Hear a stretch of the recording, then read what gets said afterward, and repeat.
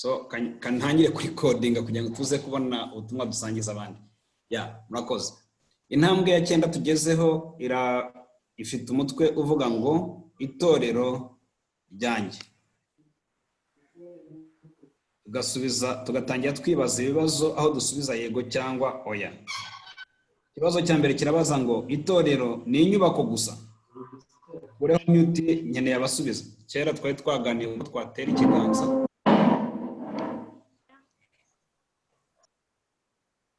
Oya.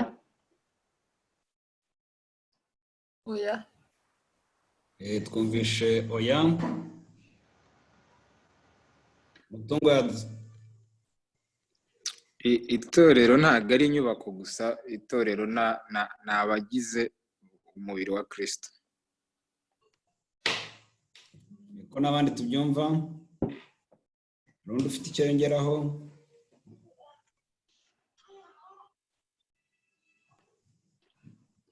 Bakoze cyane. Ubwo cya mbere twemeranyije ko ari oya, itorero si inyubako gusa. Itorero ni ihuriro ry'abizera.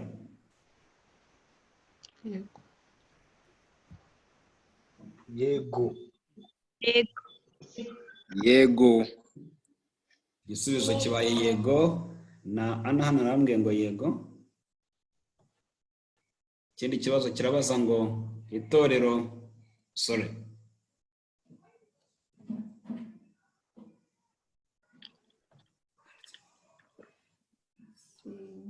sinkeneye itorero mu gihe nsomera Bibiliya yanjye mu rugo kandi nkumvira gahunda z'abakristu kuri radio na televiziyo.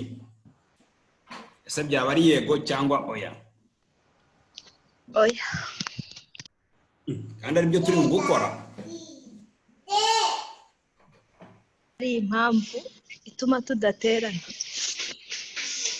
Beni, kubera translation bakoze mu Kinyarwanda nibikunda uturebere uko mu Cyongereza bivuga. Hari igihe tujya dusanga ikibazo baragikompoje nabi mu Kinyarwanda kigatuma dusubiza igisubizo kitari cyo, kitajyanye n'ikibazo. Uturebere ko mu Cyongereza ikibazo kibaza. Mu Cyongereza kirabaza ngo I don't need church as long as I keep reading the Bible at home and listen to Christian program on radio or TV or television. Bari bimwe bisobanura kimwe. Oya. Ndu tubwira no. Oya. Mbona oya. Ukundi kutari uko bitari oya.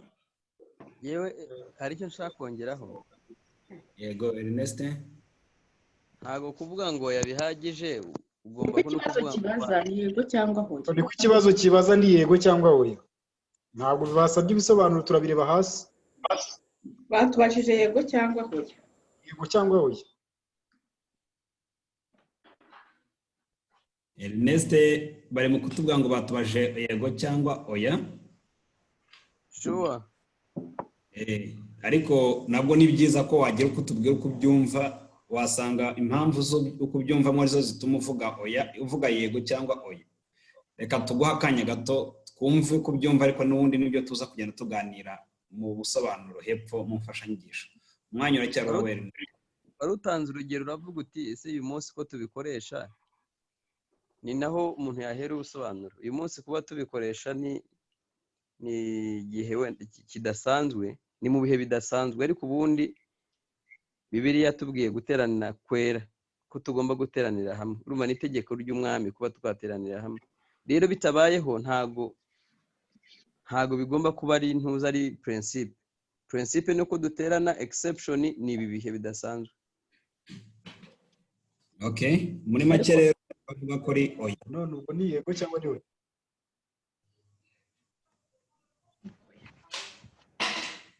Ariko tunateraniye hamwe, nuko tutari kumwe ku mubiri. Nuko tutari munsi y'inyubako imwe.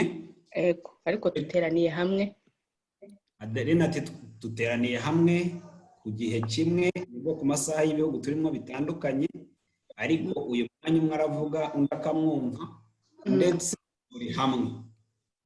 Noneho rero urahamya ko still ibyo bavuze hano atari byo, kuko televiziyo ntabwo tubaza. Televiziyo ntubaza, radiyo ntushobora kuvuga ngo ubajije ikibazo cyangwa ntabwo usobanuje neza icyo utumvise, ntabwo ari bimwe. Ariko nanone Ben, speaker wundi sindi kumenya uwo ari we neza, ariko hejuru twatangiye tubona itorero, tubazwa niba ari inyubako, tuhakana ko atari inyubako, twemeza ko church ari community y'aba true believers aho baba bari hose mu isi. None baratubwiye ngo abo ba true believers aho bari hose mu isi, niyo dusomera Bibiliya mu rugo cyangwa twumvira programs zabo ku maradiyo na televiziyo, tuba tubakeneye. Like sinzi niba ariko mbyumva, kuko hangaho iki cyanyuma turi guhakana, turi kuvuga yego nawe yatugendeye ku nyubako iriya tujya kubona, tujya guhuriramo. Sinzi niba ndimo kubibona neza uko ibibazo bimeze, ariko hejuru twavuze ko atari inyubako iriya duhuriramo, ahubwo twemeza ko ari ihuriro ry'abizera. None ubu nonaha turi guhura nk'abizera, kuko hari abantu bari Nyabugogo n'abandi bari hehe badashobora kugira no password na meeting ID. Abari bujoining hano n'abizera.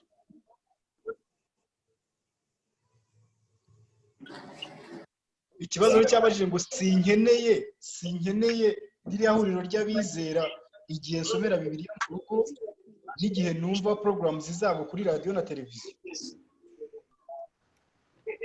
Oya, ariko ndumva ikibazo yabajije ukuntu Neto arimo bivuga n'umwe bitandukanye n'icyo ikibazo kibaza. Ikibazo ntabwo cyabajije guteranira mu rugo, cyabajije kuba udakeneye bene so longaze wakwicarira ukadusoma Bibiliya mu rugo. Ndacyumva ikibazo cyane rwose. Nuko ikibazo kimeze ntabwo ari ukuvuga ngo no guteranira mu rugo, ntabwo ari nk'uko ibi twakoze, ahubwo ni ukuvuga ngo ese ndicaye mu rugo nkafata birange nkayisoma nkumva radiyo na televiziyo ntibyaba bihagije, ni ngombwa ko ngira itorero? Ni uko ikibazo cyabazaga. Perezida Ben, nanjye nicyo navugaga. Oya, yego Ernest, icyo navugaga ntabwo abantu kuvuga ngo twahuje amajwi wavuga ngo twateraniye hamwe, kuko Bibiliya yivuga ko n'imibiri yacu ari insengero z'Imana. Iyo mpuye nawe nkahura na Yves nkahura na Neto tugateranira hamwe, hari ukundi kuntu birenga kuruta uko twahuza amajwi uko byagenda kose. Rero guteranira hamwe ntabwo ari voice, just ubu ntabwo wavuga ngo duteraniye hamwe, icyo twahuje ni amajwi yacu, ariko hariho izindi sense zacu zidahuye. Kandi wenda ijambo ry'Imana ryashakaga ko abantu bahura bakaba bahari, kuko iyo umuntu avuga unamureba hari ukuntu ubyumva cyane kuruta uko wakumvijwe. So numva birenze just guhuza amajwi gusa kuvuga ngo guterana kwera. oya pe. hari uhakanye ari we Adeline atoya pe, nanjye kizaho kamera none ngiye kuvuga mu ndeba twumve ko hari icyo biza kongera. Adeline bisobanura hanyuma dukomeze kuri oya yawe uko hakanyije. Oya, bon, kuba nahakanye ko ikibazo ibyo kibaza ni oya kuri iyi mfashanyigisho, ariko icyo kuvuga ngo ibi dukora ntabwo ari uguterana kwera, ibyo byose simbyemeye. Okay. Ibi twakoze no guterana kwera, ariko circonstance turi mu kuvuga noneho niyo umuntu we udashaka kugira aho abarizwa, tunga Bibiliya, uzasoma ijambo ry'Imana, uzumva radiyo akagarukiraho imbago z'akabara zidefinishije akaguma ku kazitiro ke, akabariho nta mpamvu yo guterana. N'iyi effort atayikoze ngo aze bagira n'abandi ahura nabo. Nicyo uvuze Adeline? Yego. Okay, murakoze. Habaye hari undi ufite indi mpamvu cyangwa ikindi gisobanuro yaba yaduha kuri ibi, twamuha umwanya, ari ibyo tugatera intambwe tugakomeza igikorwa cyacu cya none. Kandi n'abamaze kujoininga mwese turabakiriye, dushimye Imana ko umubare rwose wiyongereye mu kanya gato cyane, tumaze kujya ku bantu 15. Imana ikomeze ibahe umugisha. umuyobozi wa gahunda rero yahageze, niheranye nawe turaganira, akomeza kumusaba gukomeza, ariko ubwo turakora twakuranwa muyobozi kugira ngo nanjye ntoze kumenya uko nabigenza, ubundi mu kwigira ku birenge bya Yves. Reka dusome noneho aha hatubwira ikitorero ari cyo. Umwami Yesu yavuze muri Matayo 16 ibice 16 umurongo wa 18, ntihagire uwitegura kwa dusomera, ndabona ari nako handitse. Reka nsabe hagire udusomera muri Matayo ibice 16 umurongo wa 18.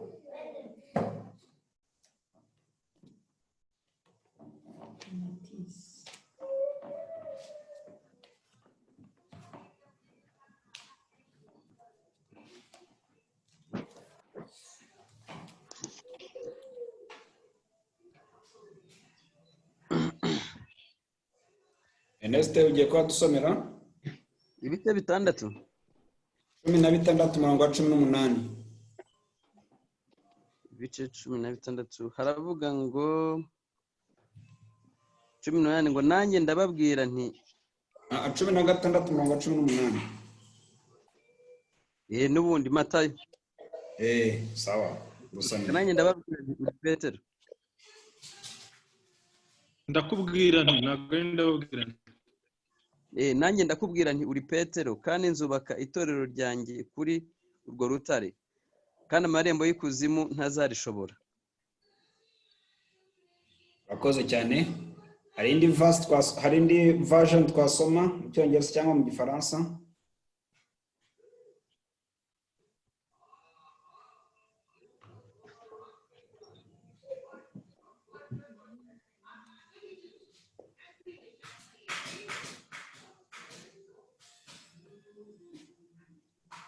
hano mfite Icyongereza.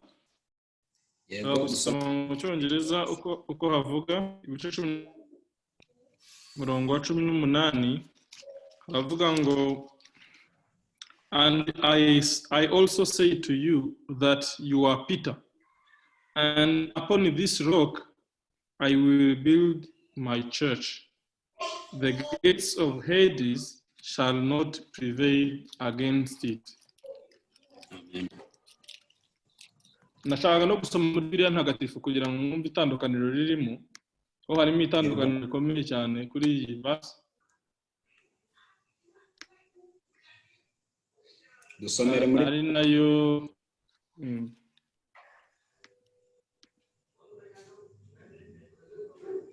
Matayo ibice 16 ku murongo wa 18. Muri Bibiliya ntagatifu haravuga ngo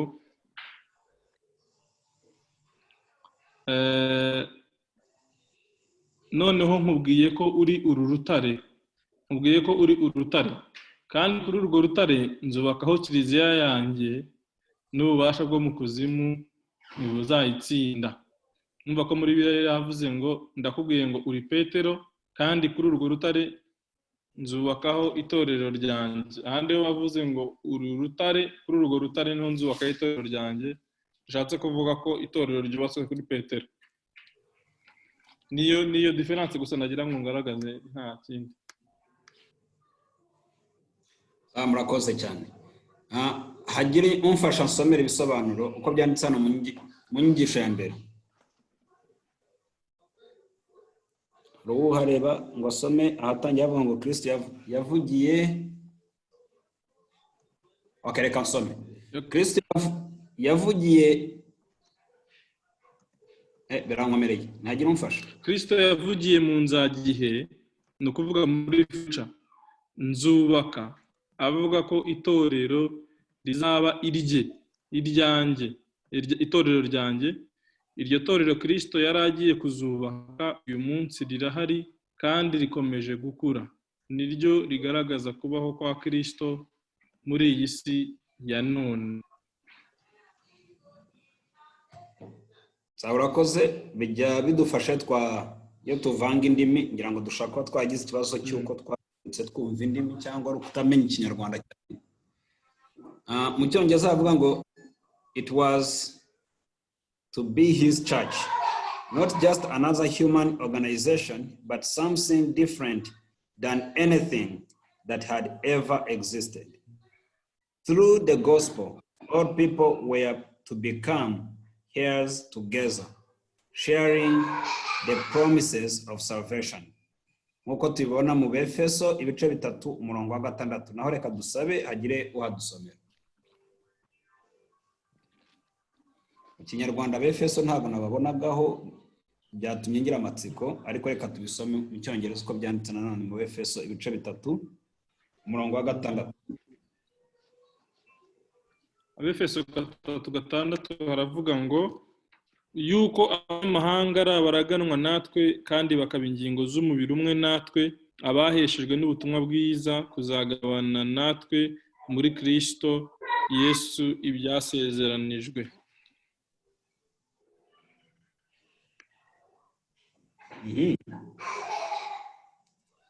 Abanyamahanga ni bande? Ngira ngo abanyamahanga bari abantu batari Abisiraheli nkurikije uko Bibiliya ibivuga. Akantu gato nibonye kuri iki cyanditswe dusomye, nabonye muri inyigisho bombi babemfasayizinga ko Yesu yavuze ngo itorero ryanjye, bigaragaza rero ko itorero niba koko ari itorero koko aba ari irya Kristo. Nta muntu ugira itorero, nta muntu ushobora guhagarara ngo avuge ngo mfite itorero. Itorero ni irya Kristo, iryo koko tuvuga ko yubatse. Yavuze ngo his church, not just another human organization. Ntabwo ari ishyirahamwe cyangwa sosiyete y'abantu bazashinga, ahubwo ni itorero rya Kristo we ubwo yagombaga kuzubaka kandi rikaba ari irye. So sinzi impamvu mbiyimfashayizinze, ariko mbonye ahantu hose yavuze ngo, ari mu Kinyarwanda yavuze ngo itorero ryanjye, bivuze ko itorero ari irya Kristo. No mu Cyongereza yavuze ngo his church, my church, itorero rye bwite ritari iry'undi muntu. Merci. Sawa, urakoze cyane. Aho ndumva dushobora kugiraho some clarification cyangwa se debate gatoya ko mpereye mu Rwanda ko adresse nyinshi zitirirwa ba nyirazo, tugera kwa Rubangura, tugera kwa Gitwaza, tugera kwa Masasu, tugera ku Banyamurenge, byaba byitwa n'abatizera Imana cyangwa atari abakristo, cyangwa no kutamenya bituma amatorero tuyafata tukayitira abantu kwa Rugagi, kwa Masasu, kwa Rutayisire, kwa aho munyemere twumve some clarifications. Hello. Hello. Yes, hello. Mwiriwe, niyumva. Iyumva Ruterana, karibu Imana iguhe umugisha, ngwino tubane hano.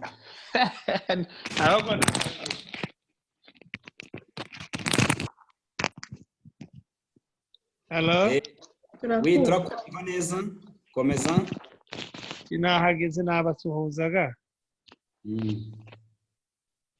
Uradusubiza impamvu y'abantu bagira amatorero akitwa yabo, kandi hano ijambo ry'Imana ritubwira ko itorero rya Kristo. Ngira ngo mu by'ukuri ntabwo aba ari ayabo, ariko hari ukuntu nyine ahantu hitirirwa umuntu nka responsable, ariko numva kwitirirwa izina ntabwo cyaba ari ikibazo kinini, haba nyine nyirabyo ashaka kubigira ibyiwe, ariko kwitirirwa umuntu njyewe numva nta kibazo kindi kinini cyaba kirimo.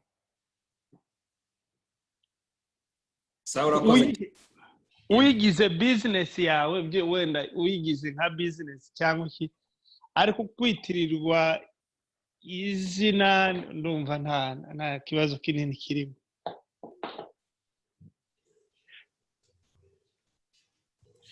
Sawa, urakoze. Hari undi ufite uko yumva?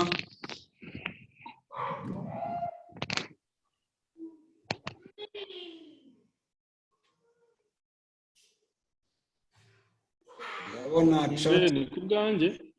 Yego.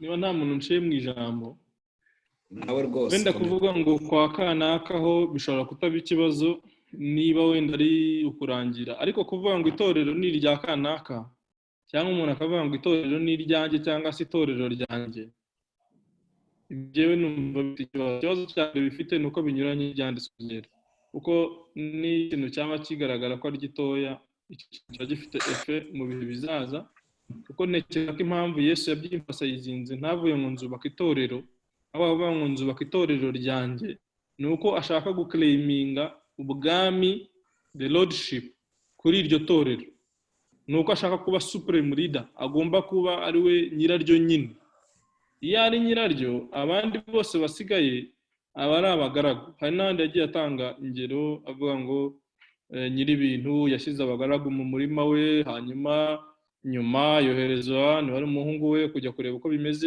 baramufata baramukubitagura so ownership y'itorero ni ngombwa cyane kwiba claire kubera ko nyiri itorero afite ububasha bwo kuritangaho instructions ashatse ariko iyo umuntu afite itorero rye nawe afite uburenganzira bwo kuritangaho instructions ashatse avuga ati jewe iri torero ni iryanjye ni nanjye iriho umurongo rigomba kugenderaho ni nanjye ifata ibyemezo by'uburyo rigomba kubaho ariko iyo duhinduye tukavuga ngo no itorero ni irya Kristo itorero ni irya Kristo icyo gihe nta muntu n'umwe ufite uburenganzira bwo gutanga instruction itandukanye n'iya Kristo kuri iryo torero cyangwa se gufata umwanya wa Kristo muri iryo torero kuko Kristo niwe wenyine utavuguruzwa udashobora kuvuga ngo avuze ngo bigende gutya ngo ubaze ngo ariko ngewe si uko mbibona icyo gihe reference y'icyemezo cya nyuma ku itorero iba ari Kristo buri wundi wese usigaye aba agomba kujya under the leadership and subjection aba ari subject ya Kristo ariko iyo dukomeza guclaiminga ownership ya church ntabwo ndimo mvuga places nko kuvuga wenda kwa kanaka kwa Rubangura ndavuga ko umuntu yavuga ngo ngewe nsengera muri itorero ryo kwa kanaka irya runaka nsengera irya runaka ntabwo runaka agira itorero niba cyokoze birashoboka ko umuntu nyine nawe yashinga ishyirahamwe akaryita itorero ariko ubwo bibaye ari uko bimeze kuko ari itorero tukemeza ko kuko ari irya kanaka riba ritandukanye n'ibirimo biravugwa muri Matayo ibice 16:18 kuko kugira ngo bifitinge kugira ngo icyo kintu tubona kiriho organization tubona iriho yitwa itorero nuko igomba kuba ibelonginga kuri Kristo ariko niba ifite uwundi supreme leader utari Kristo ushobora guhagarara mu mwanya Kristo akabaye ahagararamo icyo gihe iryo torero ntabwo aba ari itorero muri sanse iri biblical nicyo nari nshatse kuvuga ko igomba kuba akarere kw'itorero ari irya Kristo bitavuze ibindi turi buze kubona muri iyi nyigisho bijyanye n'inshingano z'abantu Imana yagiye iha n'impano yagiye itanga mu itorero zitandukanye functions zitandukanye ariko function ntabwo ihindura ownership abari muri izo functions zose baragenda bakaza hakazaza abandi ariko igihe cyose ijambo rya nyuma riba rigomba kuba rifitwe na Kristo ndetse n'abahawe inshingano bagomba kwemera ko bagomba gupfukama kugira ngo Kristo abe ari utanga instruction ya nyuma icyo gihe rero bashobora noneho no kwemera n'impuguro zitandukanye ndetse n'Imana ishobora gukoresha bamwe mu bagize iryo torero kugira ngo babwire urugingo rugenzi rwabo rutarimo rukora ibintu neza ko rutarimo rwubahiriza itorero ari we Kristo ariko iyo itorero ryaba ry'umuntu ibyo ngibyo ntabwo bishoboka niyo mpamvu numvaga ari ikintu cy'ingenzi cyane kuko utuntu twose twa Satani dutangira ari akantu gatoya kabishuyeho ariko effect zabyo nyuma biza kurangira itorero kurya identifyinga n'umuntu biratandukanye hari akagero gato natanga gusa natwaye umwanya munini hari akagero kamwe k'agakomedi nigeze kubona k'Abanyanigeria aho abantu bazanira inkunga pasiteri bakamuhereza igikapu cy'amafaranga bakamubwira ngo ni inkunga bateye itorero pasiteri akababaza ngo who is the church ngo I am the church ahenze akayafata akayashyira mu mfuka akigendera so in that sense ni ahandi usanga itorero icyo bita itorero nyine muri kitakabaye ko ari itorero ryabaye identified with someone ibyo bintu rero mu by'ukuri ni icyo bita usurpation ni usurpation ni ugufata umwanya wa Kristo noneho ugasanga koko iyerekwa rya wa muntu ibitekerezo bye mbese itorero riri limite kuri vision n'imitekerereze n'ibikorwa na decision za wa muntu kurusha uko ryaba limite n'ubuyobozi bwa Kristo.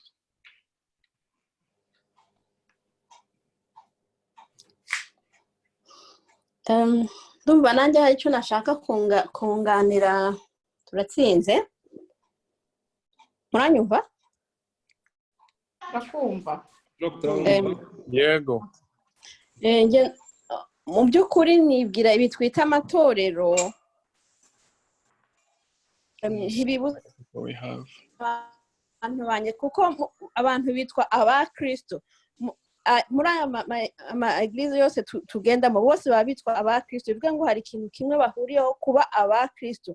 Tugaruka kuri iyo jambo rivuga ngo nzubakaho abantu banjye bitirirwa kristo, kandi kubera yuko ari abakristo bagira ibibagenga bimwe, ari amategeko abagenga, namwe bakoresha Bibiliya imwe. Mwumva yuko rero amatorero ayo ngayo ni nk'amadresse wenda bituma abantu bajya gusengera iriya, ariko mu by'ukuri ugiye no kureba usanga ari bamwe, usanga Bibiliya bakoresha ni imwe, byo bavuga ni bimwe. Ni juste kugira ngo abantu bagire aho babarizo, wenda ko naho navuga ntibyari gushoboka yuko abantu bahurira hamwe, ariko still ni abakristo, ni itorero rimwe rya Kristo. Yeah.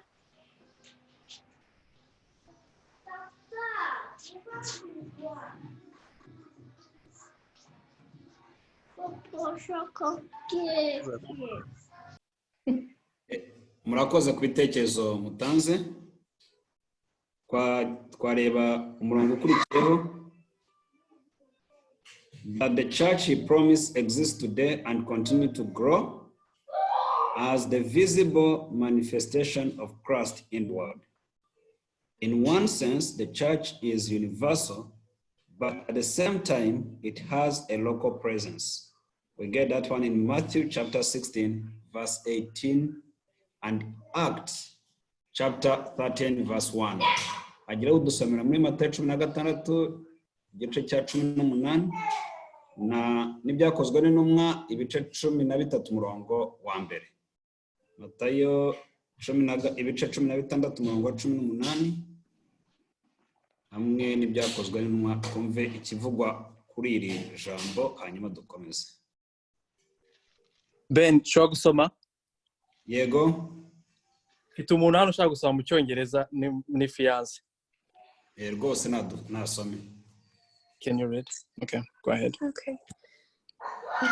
And I tell you, you are Peter, and on this rock I will build my church, and the gates of hell shall not prevail against it. Dukomeze? Yeah, thank you. What's the other one? Numurongo umwe, right? Acts chapter 13, verse 1 now. Acts. Okay. Now there were in the church at Antioch prophets and teachers, Barnabas, Simeon, who was called Niger, Lucius of Cyrene, Manan, a lifelong friend of Herod the Tetrarch, and Saul. Thank you very much. Agira udusomera no mu Kinyarwanda.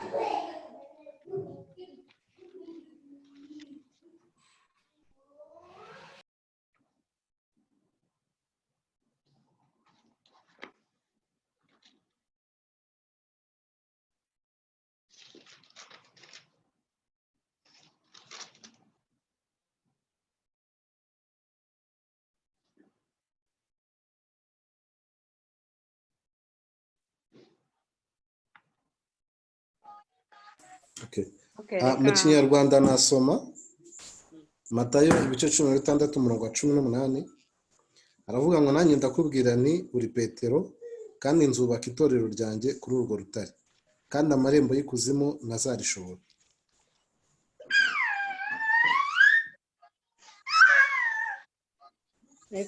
Dusome no mu byakozwe n'intumwa igice cya 13 umurongo wa mbere.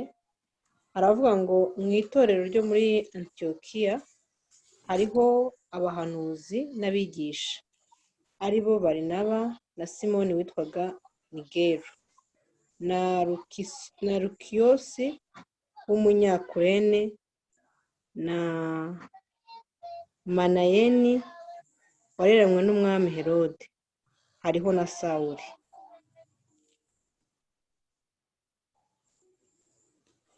murakoze.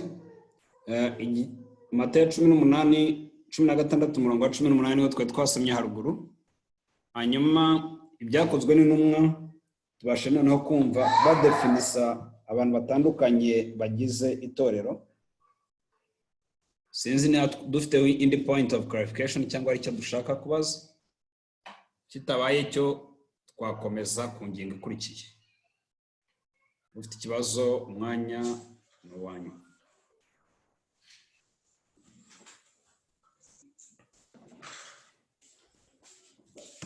Ben, hari ikintu nshaka kubazaho. Muranyumva? Turakumva. Nkurikije ibintu Turatsinze yavuze na intervention Dr. Tine yatanze, nanakurikije ibyo turimo turasoma ahangaha na titre y'inoza y'inyigisho turimo turiga bivuga hejuru y'itorero. Ngewe hano numvamo side ebyiri kandi numva basa nkaho bavuze side imwe gusa.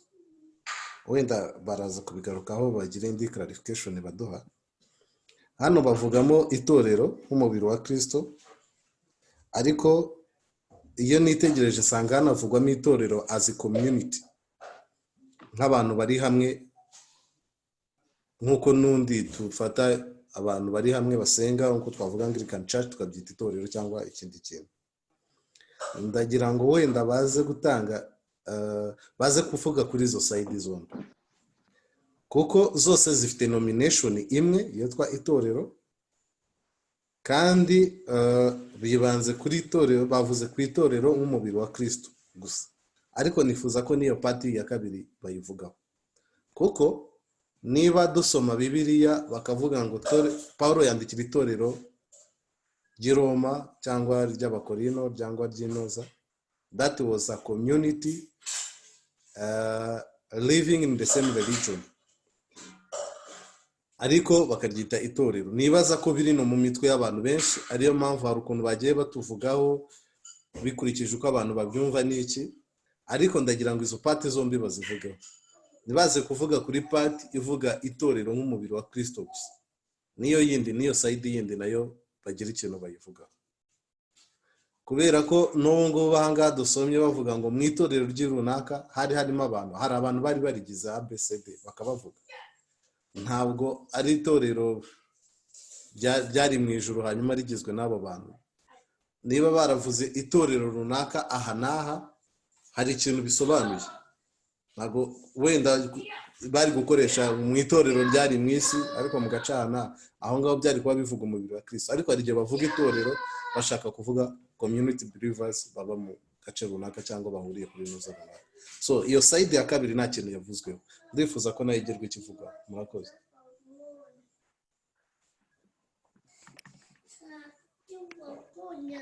nagira icyo mvuga kuri icyo ngicyo turavuze. Wenda Beni ntabwo yasomye mu Kinyarwanda, ariko mu Cyongereza bari babisobanuye neza. Ubundi itorero ni universal church, itorero ni rimwe ku isi hose, rigizwe n'ibyo nyine Yesu yubatse rivuga muri Matayo 16 umurongo wa 18. Yabwiraga Petero ngo uri Petero, Petero bivuze akabuye gatoya kamwe, hanyuma bavuga ngo ku rutare arirwo Yesu nzubakaho itorero. Iryo torero rero ni ryo mubiri wa Kristo, turaza kubibonamo, ni naryo rimwe hano kuri iyi si, ari naryo Yesu yapfiriye. Tubona mu Bafeso ibice 5 avuga yuko ngo bagabo mukunda abagore banyu ko Kristo akunze itorero akaryitangira. So ariko iryo torero ari ryo mubiri wa Kristo riri hano ku isi, rifite expressions local. Sinzi mbere niba basubiza muri cyo bavuze ngo ni local church, cyangwa se bavuze mu Kinyarwanda ngo ariko rikagaragarira mu buryo butandukanye, cyangwa se localities zitandukanye. Iryo torero rimwe rifite expression cyangwa se ishusho yaryo ifatika hano, ni abakristo batuye hana bahuriye hamwe. Icyo gihe barimo baragaragaza expression ya rya torero ritagaragara, kuko universal church wavuga ko ukizwe na Kristo ubwe nk'umwe, hanyuma n'abandi bantu bose bavutse ubwa kabiri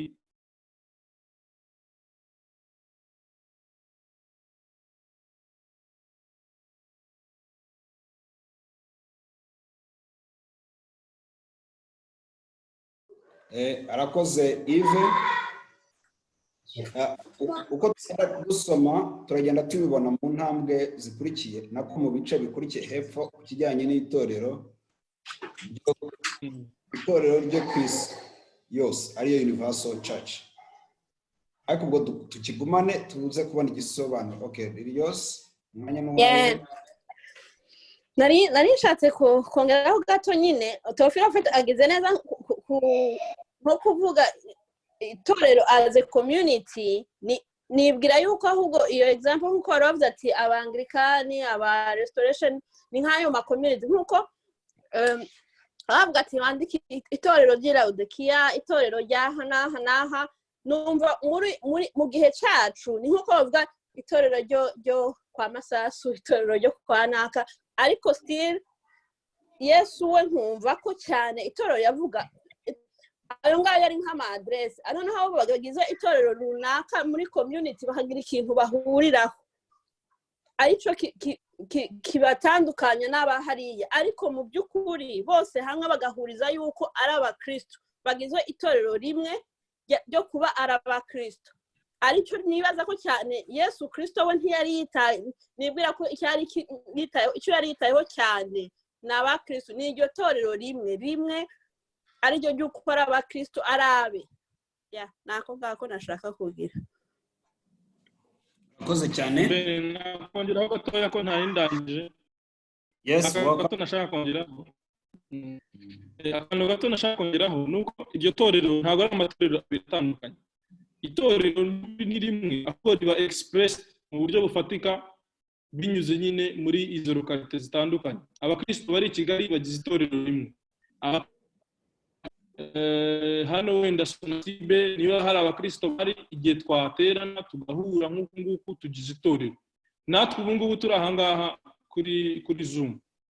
Ubu ngubu itorero rya Kristo rirateranye hano nyine muri ubu buryo bwa Zoom. Ntago ibi na denomination by'amadini ntago wabigereranya n'ibyo tubona hano muri Bibiliya. Kuba ngo ngende mu Pentecote, ngende umuki, izo ni doctrine dukurikira bitewe naho ujya gusengera doctrine runaka yashyizweho. Ariko ni bantu bavutse ubwa kabiri bahuye bateraniye hamwe, abo bantu baba bagize expression y'itorero.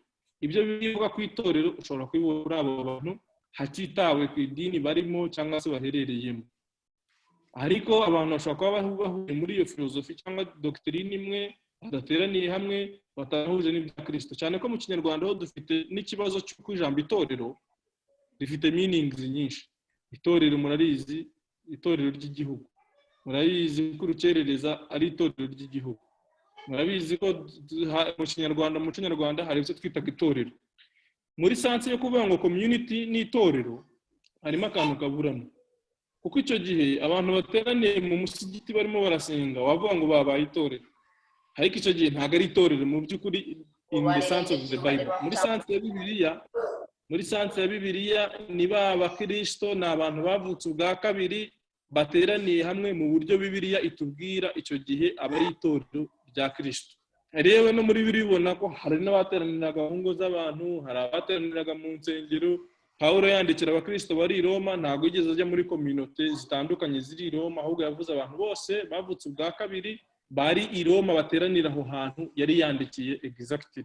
So rero it's more than a community, ahubwo ni ingingo za Kristo zavutse ubwa kabiri ziteraniye hamwe, nicyo cyitwa itorero. Noneho bikagaragara nyine mu buryo buri loko, ariko mu by'ukuri ni rya rindi ritagaragara, noneho tubasha kubonaho agace iyo bateranye. Murakoze cyane ku bisobanuro mwese muduhaye. Ndumva nidutera intambwe tukajya mu gice gikurikiraho biza kudufasha kurushaho. Itorero ryo ku isi niryo mubiri w'umwimerere wa Kristo ugizwe n'abizera bose bavutse ubwa kabiri.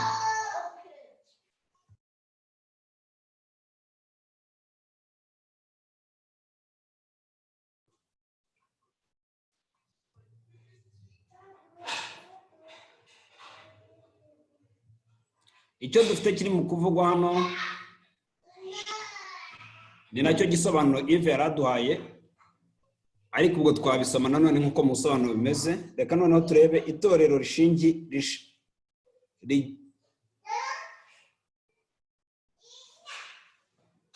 iki kinyarwanda kirananiye.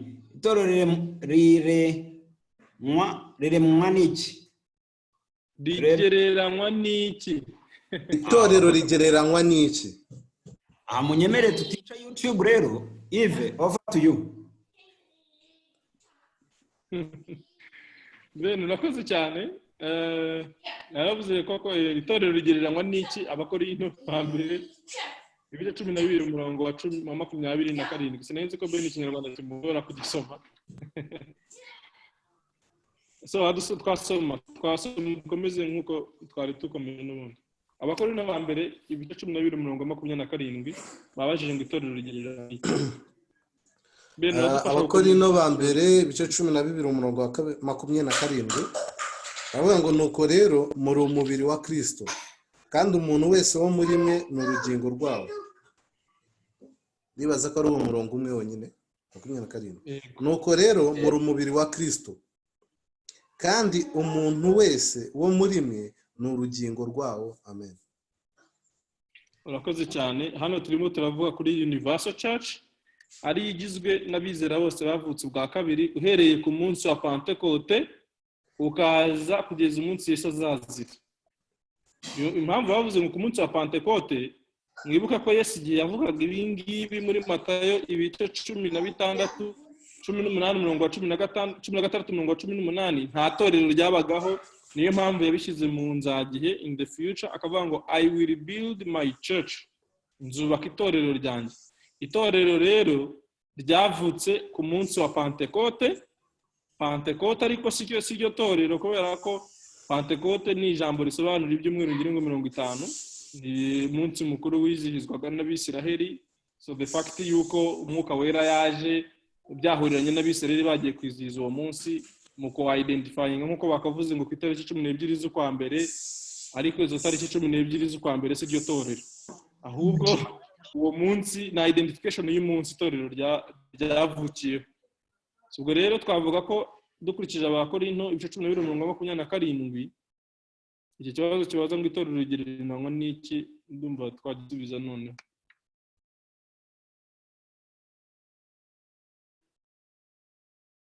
Twasoma no mu Cyongereza hanyuma tugasubiza.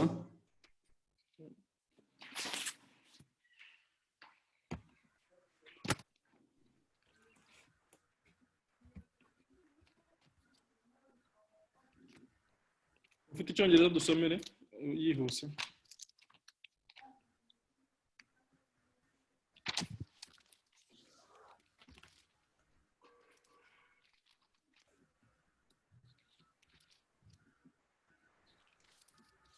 Basomere mu Cyongereza 12 umurongo wa 27.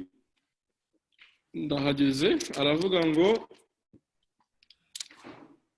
now you are the body of Christ and the members individually. You are the body of Christ and the members individually. Kristo yasubije ngo itorero riragereranywa n'umubiri. Nanjye niko mbyumva, sibye ko numva atari kigereranya, ahubwo navuga ngo itorero ni iki, kuko ntabwo Bibiliya yavuze ngo namwe mugereranywa n'umubiri wa Kristo. Oya, ahubwo tubaye exact ku ijambo ry'Imana twavuga ngo itorero ni iki. Niko ikibazo cyakabaye kibazo. Noneho niho iri jambo ryabisubiza neza, ko bavuze ngo namwe muri umubiri wa Kristo. Ntabwo yavuze ngo namwe mugereranywa n'umubiri wa Kristo. Amundi ufite kundi kuntu abitekereza cyangwa igitekerezo.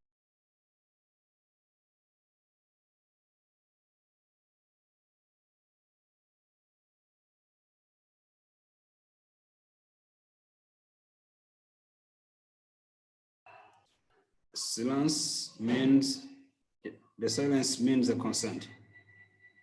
So okay. dusome ikibazo cya kabiri. Ikibazo cya kabiri kiravuga ngo ni bande bagize umubiri cyangwa se itorero. Handitse ngo itorero rigizwe n'abizera Yesu Kristo bose bagahindurwa n'umwuka w'Imana. Twereka no mu Cyongereza.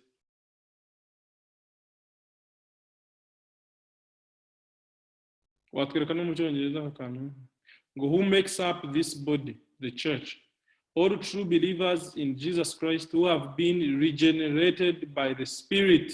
Ari abaranditse bahinduwe, kandi hano regeneration bivuze kuvuka ubwa kabiri. Who have been regenerated by the Spirit, babyawe ubwa kabiri n'umwuka, are part of the church. It has believers from different groups, denominations, and cultures. We are part of something big, special, a worldwide family that God is using to show his love and transform the world. Ugenekereje mu Kinyarwanda nko kuvuga ngo abantu bagize umubiri ya Kristo ni bande? Nabizera ubukuri bose, true believers, bizera Yesu Kristo, bavutse ubwa kabiri. Icyongereza gifite ibisobanuro byinshi, cyatwararema bifite ibisobanuro byinshi ku Kinyarwanda. Aho bavuze ngo Rwanda bagize umubiri wa Kristo rigizwe n'abizera Yesu Kristo bose bagahindurwa n'umwuka w'Imana. Ariko hariya bafite details ziruta izo mu Kinyarwanda. Sinzi niba ari translation wenda wagize ubunebwe arimo gutranslatinga, but I wanted to read the English version. Ivuga ego rigizwe n'abantu bose bavutse ubwa kabiri babyawe n'umwuka, abo ngabo bakaba bagize umubiri wa Kristo, ari bagize itorero. Ikaba rigizwe n'abizera baba mu magurupe atandukanye, ko ni amatsinda atandukanye, denominations y'amadini yacu tuvuga ngaho, imico itandukanye, Abanyarwanda, Abarundi, Abanyakenya, Abazungu, kandi we are part of something big, special, a worldwide family. Turi bamwe mu bagize umuryango munini w'isi yose, umuryango w'Imana ikoresha mu kugaragaza urukundo rwo guhindura isi. So ndumva ariko nkuko twasobanura itorero, ariko afite undi muntu ufite uko yumva ya uyu murongo wa 12. Reka tuhasome, ntabwo twasomye Abakorinto 12 umurongo wa 13. Harimo nsoma ibyanditswe mu Cyongereza, numvaga bifite details nyinshi binasubiza cya kibazo cya Theo ho gatoya, yuko ya denominations na za karite nabyo bigize Universal Church.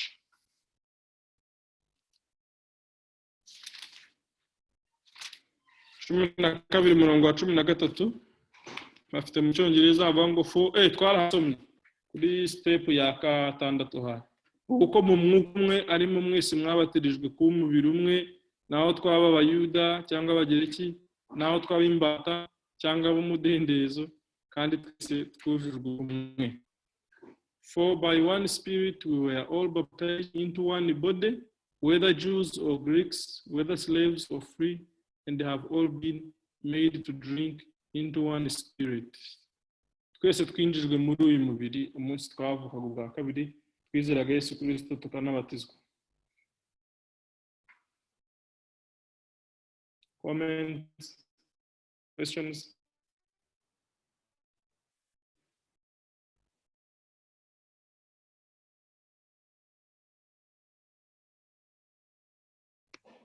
I'm now starting to doubt. Are the people there? A big number of 16. Turahari bene data. Turahari. Tuvuga iyo dufite comment, iyo tutayifite turaceceka. Turahari rwose. Even nakomeze. Can I share the screen, Ben?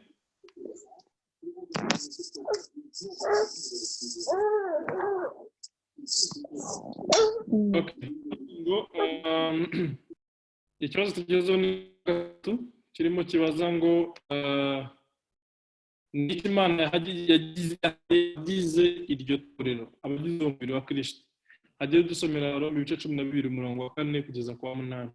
Romans 12:4.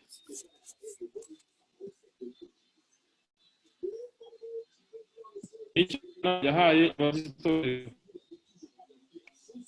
Hagiye dusomere gusa kugira ngo tudatakaza tudatwara umwanya.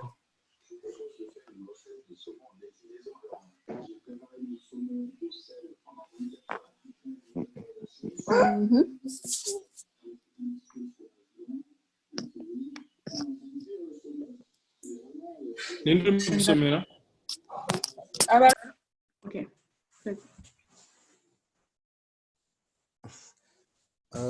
Abaroma ibice 12 umurongo wa 4 kugeza ku wa 8 aravuga ngo nk'uko mu mubiri umwe dufite ingingo nyinshi kandi ingingo zose zikaba zidafite umubiri umwe, natwe niko turi kuko turi benshi nyamara turi umubiri umwe muri Kristo, umuntu wese ni urugingo rwa mugenzi we.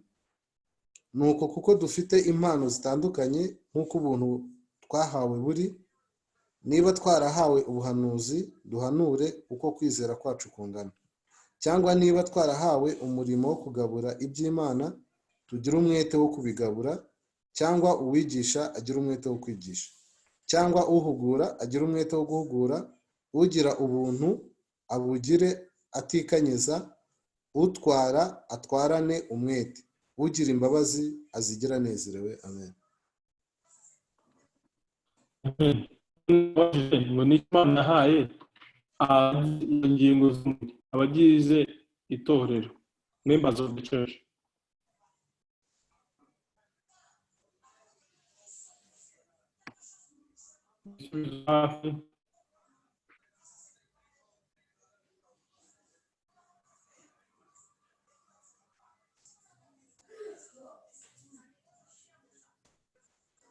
Urakomeje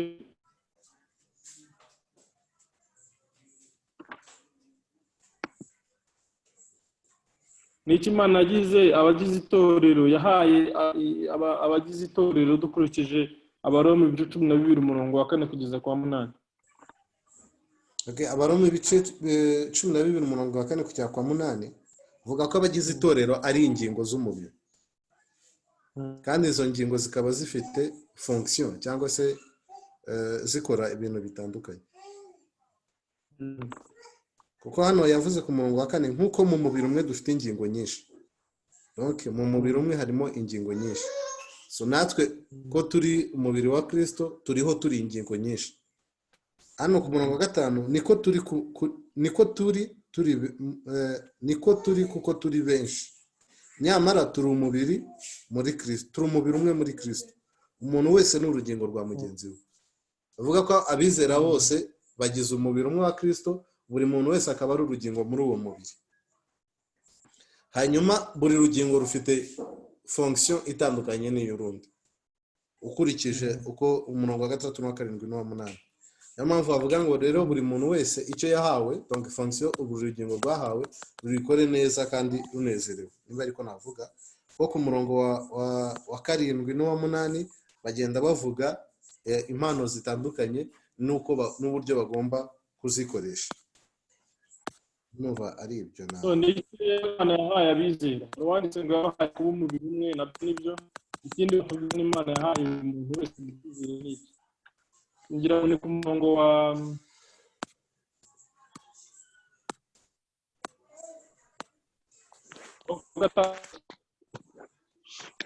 kuko dufite impano zitandukanye nk'uko ubuntu twahawe buri, urumva twahawe iki, twahawe impano zitandukanye kuko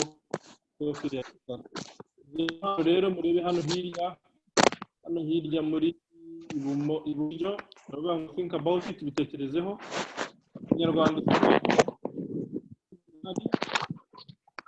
hano Imana yahaye buri wize wese impano y'umwuka nk'uko tubibona mu Baroma ibice 12 n'Abefeso ibice 4 umurongo wa 11 hose havuga impano. Kubera ko turi ku mpano rero dushatse twasoma ibice 4 umurongo wa 11 barebe basome. Tofiri yakomeza gufasha.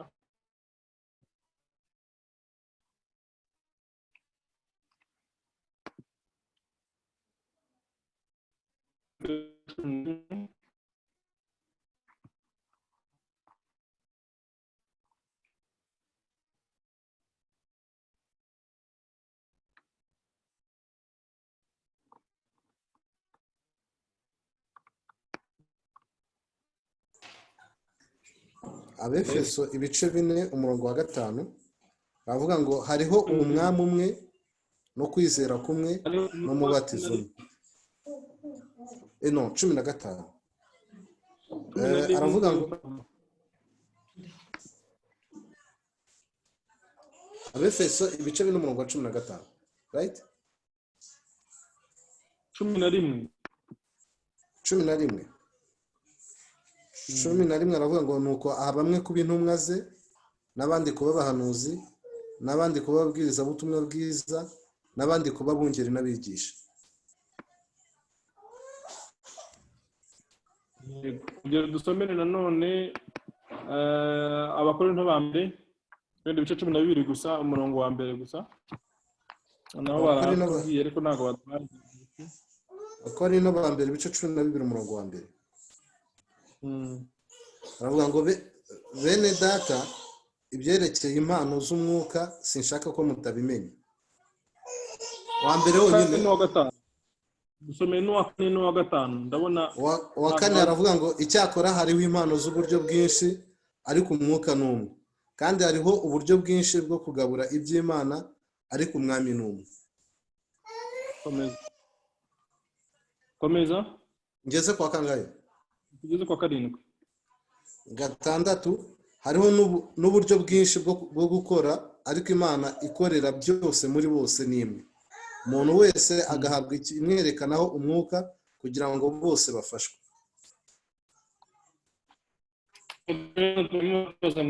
Imana yahaye abizera twavuye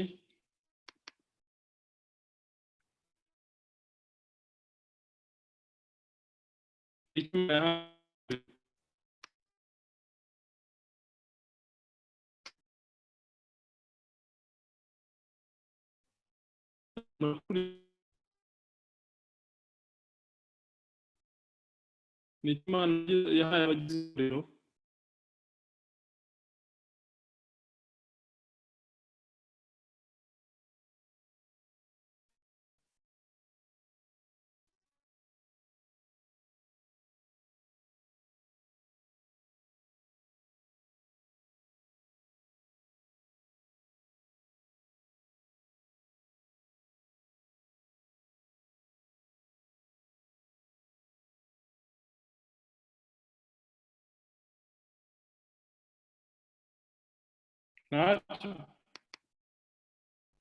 abantu ko batarimo bavuga Jeanne Marie impano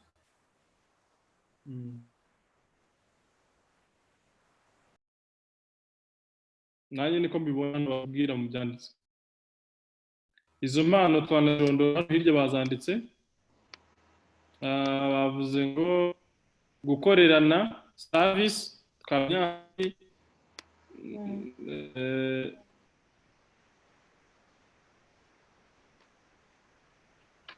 twabibonye hahandi Tofili yadusomeye muri Abakorinto no mubaro w'ibice 12 umurongo wa 4 bazirondoye bavugamo impano nyinshi zitandukanye, ariko hano hirya bakoze kuri aka karisiti ufite Beni akatwereka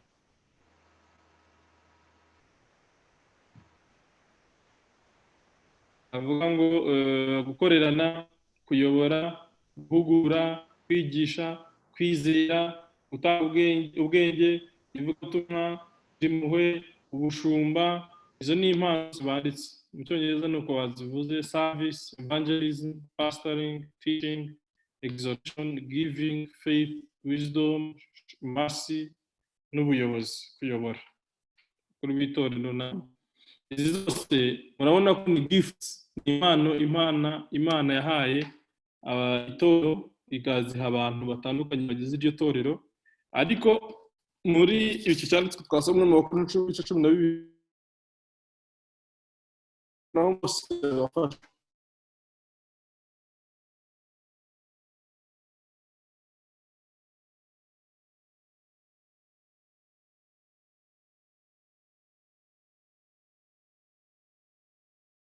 izo mpano zose mu by'ukuri ziba zatangiye kugira ngo zikorere abandi.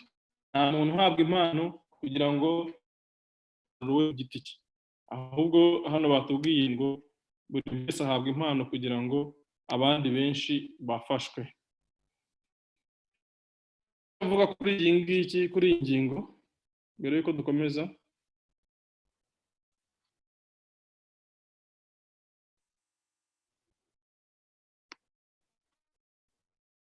Yesu ashimwe. Amen. Icyo numva navuga kuri iyi ngingo ni uko mbonamo indi message ivuga ko bikwiye ko buri muntu wese agomba kugira icyo akora. Umukristo wese akwiye kugira icyo akora. Umukristo udafite icyo akora wenda tuzabona indi reference, ariko bigaragara ko umukristo utagira icyo participatingamo adakora gushaka kw'Imana, kuko Imana yaziduhaye kugira ngo tuzikoreshe. So icyanditswe nkeneye kubasha kukimenya neza, ariko ndumva hari ukuntu muri reading tusoma nabashe kumva ko twahawe izi mpano kugira ngo tuzikoreshe ibintu bitandukanye. Mu Bakorinto 12 Ben niho twagiye dusoma imirongo itandukanya. Hano bari baduhaye igice cyose ariko ntabwo twari kukirangiza, ariko ku murongo wa 6 no wa 7 bavuze ngo hariho uburyo bwinshi bwo gukora, ariko Imana ikorera byose muri bose nimwe. Umuntu wese, every person, akamwerekanaho umwuka kugira ngo bose service bimwe bya Marita na Mariya, evangelism, pastoring, teaching, exhortation, ari just nko guhugura, gutanga byo babyise ngo ni ubuntu. Kugira ubuntu ni ugutanga. Ahandi babamo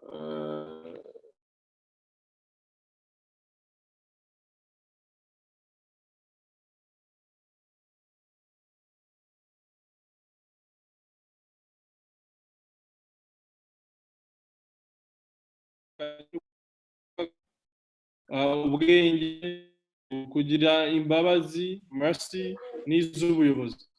Hano noneho hasi banatubwiye ngo ni izihe mpano wowe wumva ufite.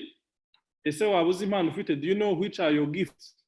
Niba igisubizo ari oya, ukwiriye kumenya impano Imana yaguhaye muri Kristo Yesu kugira ngo zigirire umumaro itorero. Icyo wakora ni iki? Hano handitse ngo praying, gusenga, taking advantage to serve in your church, kwitangira gukora mu itorero. Ikinyarwanda niko bavuze, gusaba bene so bakona ibyo ukora muri church bakakubwira. Izo ni suggestions abateguye izi nyigisho bavuga yuko ari ibintu bya ngombwa. So wabisengera ugatangira gufata inshingano mu itorero, abona hakenewe inshingano, hanyuma noneho ubasha kumenya neza icyo Imana yaguhaye kugirira mu itorero. Dukomeje rero, noneho iminota mikeya dusigaranye turangize aka gapaje ka mbere. Ngo ninde mutwe w'itorero? Abefeso ibice 15. Sinzi na Teofila gifite Bibiliya ngo dusomere cyangwa undi muhagera mbere. Abefeso 15. Byanditswe niko bivuga, se bavuze ko dushingiye ku Efeso ibice 15.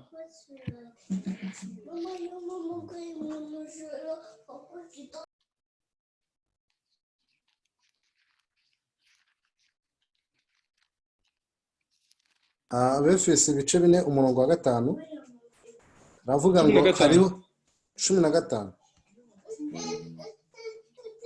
15 avuga ngo ahubwo tuvuge ukuri turi mu rukundo, tukugire muri we muri byose, uwo niwe mutwe ari wo Kristo. 16 nawe wisome.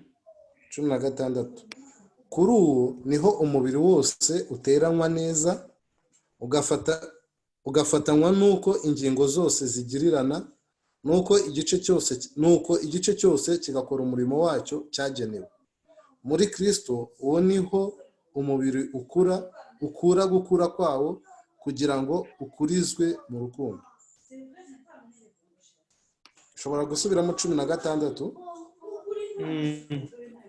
Kuri uwo niho umubiri wose uteranwa neza, ugafatanywa nuko ingingo zose ugafatanywa n'uko ingingo zose zigirirana, nuko igice cyose kigakora umurimo wacyo cyagenewe.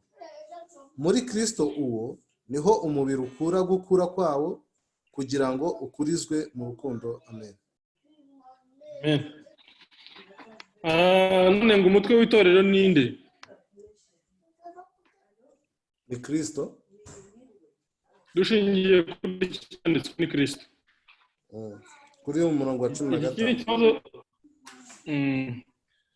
Biroroshye kubivuga muri ibi bihe 2020, ariko hari abantu barenze 5 baciye umutwe bazira kuvuga yuko Kristo ari we mutwe w'itorero mu myaka y'1300 guhera kuri bita ba John Wycliffe, ba John Huss, William Tyndale. Mushobora gushaka amateka yabo mukayabona mu bitabo bivuga ku mateka y'itorero. Aba bantu bavugaga yuko umutwe w'itorero ari Kristo. Hanyuma icyo gihe itorero ryari ririho ku isi ryari rimwe, ryavugaga yuko umutwe w'itorero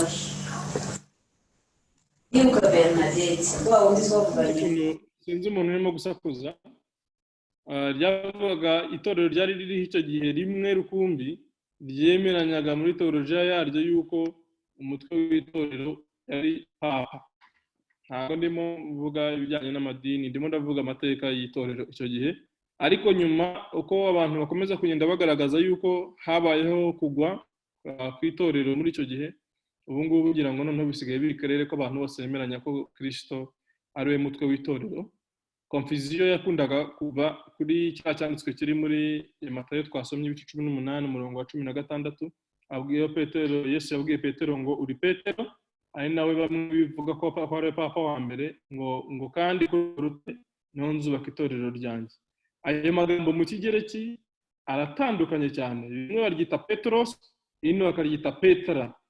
Niyo mpamvu ubona nk'abahinduye Bibiliya yera n'izindi Bibiliya zo mu Cyongereza bari careful kuvuga ngo uri Petero kuri urwo rutare, mu gihe nko muri ya Bibiliya handi mu bundi busobanuro bavuze ngo uri urutare, kuri urwo rutare niho nzubaka kiliziya yanjye.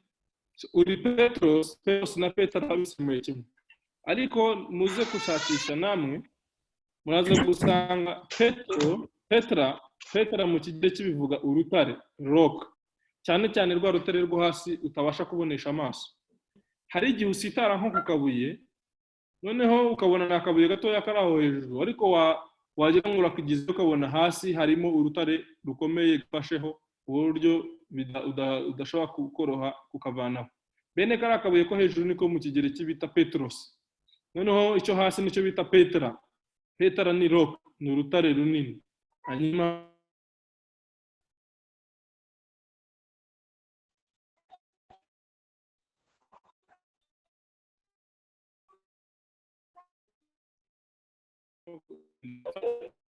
naho ngaho confusion ya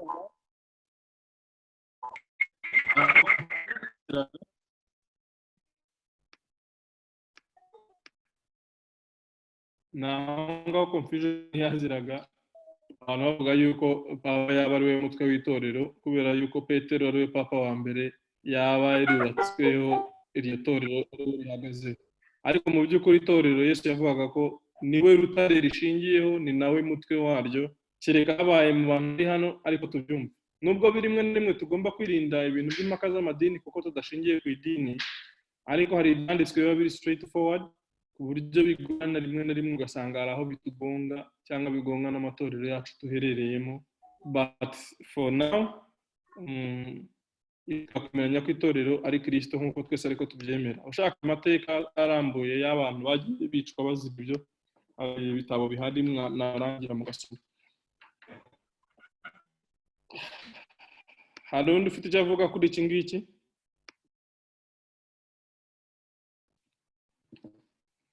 Dushingiye ku Efeso ibice 4:15 twese ko turi aha turemeranya w'itorero ari Kristo.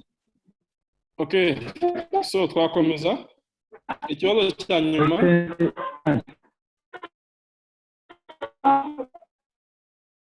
Hari umuntu ushaka kuvuga? Tekino Kamoni.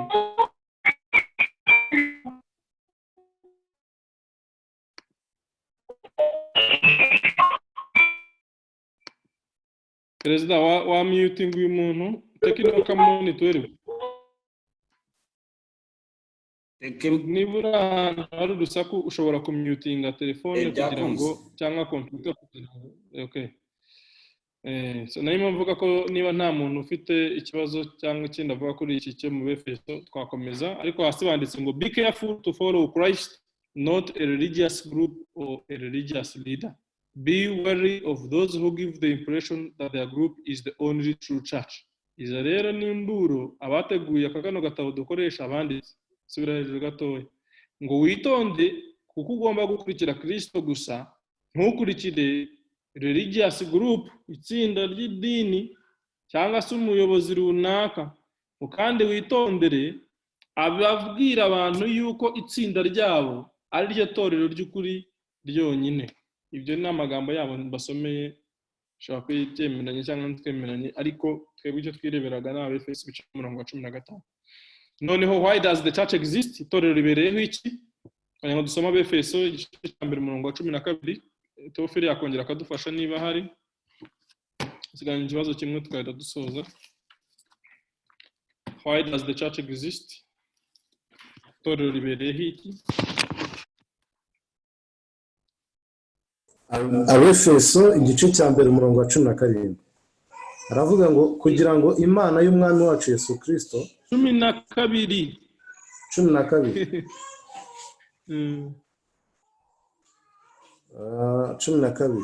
ngo tube abagushimisha ubwiza bwayo twebwe abiringiye Kristo uhereye kera. Dufite urundi rurimi Ifaransa cyangwa Icyongereza byanditse kuri rodi yagiye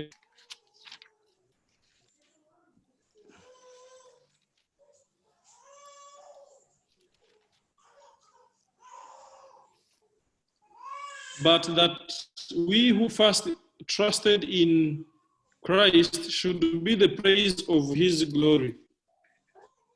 Namaduhaye ndi cyanditswe kiri mu bakuru ba mbere ibice 10:31 bene naduhaye ku Kinyarwanda tukareba uko haga.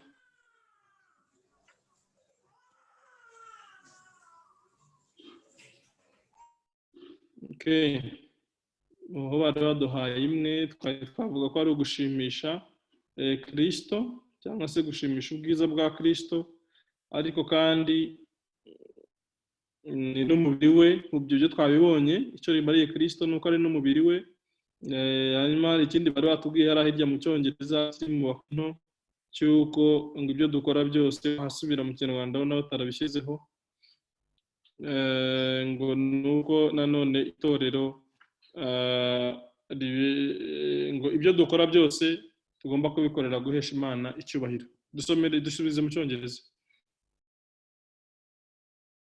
So whether you eat or drink or whatever you do, do it all for the glory of God.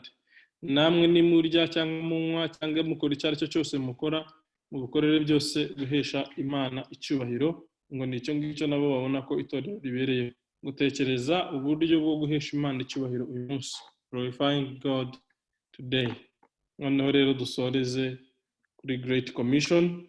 Shatse dusubize mu Kinyarwanda ivuga ngo ni iyihe nshingano itorero ryahawe. Commission cyangwa se mission. Great Commission inshingano nyamukuru y'itorero. Ndumva Toferi yadusomera Matayo 28:18 kugera kuri 20 dukwiriye kuba tuhamenya twese. Ndumva nta muntu rwose uyu murongo nawo tufate mu mutwe nubwo atari wo baduhaye hano ariko ni ngombwa ko tuwumenya. Niba ariyo nshingano y'itorero abaturi itorero tugomba kumenya inshingano yacu. Matayo 28:18 kugera kuri 20 avuga ngo nuko Yesu arabegera avugana nabo ati nahawe ubutware bwose mu ijuru no mu isi. Nuko mugende muhindura abantu bo mu mahanga yose abigishwa mubabatiza mu izina rya Data wa twese n'Umwana n'Umwuka wera mubigisha kwitondera ibyo nababwiye byose kandi dore ndi kumwe namwe iminsi yose kugera ku mperuka y'isi. Amen. Inshingano y'itorero ni ihe Perezida aragenda. Mugende muhindura abantu bo mu mahanga yose abigishwa. babatiza mu izina rya Data twese n'Umwana n'Umwuka wera, mubigisha kwitondera ibyo nababwiye byose. Aho niho numva inshingano. Mugende muhindure ya mbere abantu. bafite ni ukugenda go turebe za hariya byita ngo ikira imperatives zirimo mugende cya kabiri usibye ko nyine turi muri guma mu rugo ariko niba banaho lockdown muzibwirize mugende. Icya kabiri muhindure abantu mu mahanga yose kuba bigishwa making disciples. Icyo ni icya kabiri. Icya gatatu kubatiza making disciples through baptism. Tugomba kubabwiza tukabatiza cy'umubatiza nacyo kiriho ntabwo tugitindaho kubera ko umuntu ababona wese ngo umuntu atabatijwe ngo ntabwo yaba ari umwambi w'itorero n'ibiki zabibatiza kubatiza nabyo biriho ariko nuko ari ukugenda bagahindura abantu abigishwa. Icya kabiri ngo 20 bakanabigisha ntabwo ari gukora ivugabutumwa gusa ngo umuntu niyakire Yesu Kristo umutaho ngaho wigendere ngo ubwo umuntu abayize umurimo ya teaching them kubigisha nako kubagera nyine abigishwa discipleship. So evangelism and discipleship nizo nshingano nk'ebyiri twavana muri uyu murongo wa 10 na 20.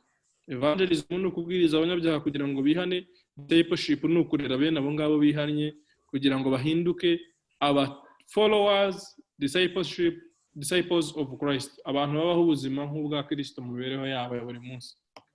So rero ubwo turangije cyitwa Universal Church, itorero ryo ku isi hose rigizwe n'umubiri wa Kristo n'inshingano rifite. Tuzareba ibijyanye na Local Church, itorero noneho rigirira aho umuntu atuye, aho umuntu ateranira mugenzi wiwe. Ari ikibazo, igitekerezo, inyunganizi kuri ibi bintu byose twabonye byaba ari iby'umumaro, noneho tugasenga tugasoza. Ikibazo cya mbere mfite kiravuga Yes, turakumva. Ikibazo cya mbere mfite kiravuga ngo ni itandukana riri hagati y'abigishwa n'intumwa. Ko Yesu w'abantu yabahinduye intumwa, kuki we yabwiye intumwa ngo nizigende zibahindura abigishwa, kuki nawe atababwiye ngo mugende mu bahindura intumwa?